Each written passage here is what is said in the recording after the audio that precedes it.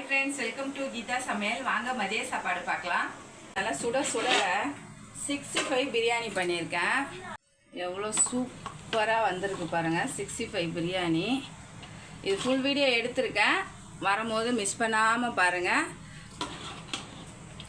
செம்ம சூப்பராக வந்திருக்கு. ரைஸ் எல்லாம் என்னதான் இருந்தாலும் நம்ம வீட்டில் செய்கிற சாப்பாடே சூப்பர் சாப்பாடு.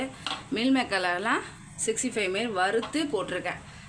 கொஞ்சோண்டு மில் மேக்கர் 65யும் எடுத்து வச்சுருக்கேன். அதுக்கப்புறம் ஆனியன் ரைத்தாக்கு ஆனியன் கட் பண்ணி வச்சுருக்கேன்.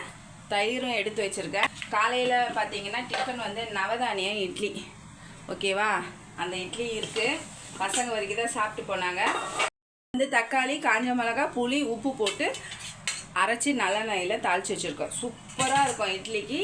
கண்டிப்பாக இந்த வீடியோ வரும்போது மிஸ் பண்ணாமல் பாருங்கள். இன்றைக்கி மதிய சாப்பாடு பார்த்தீங்கன்னா நாளைக்கு மதிய சாப்பாடு என்னென்னு பார்க்கலாம்.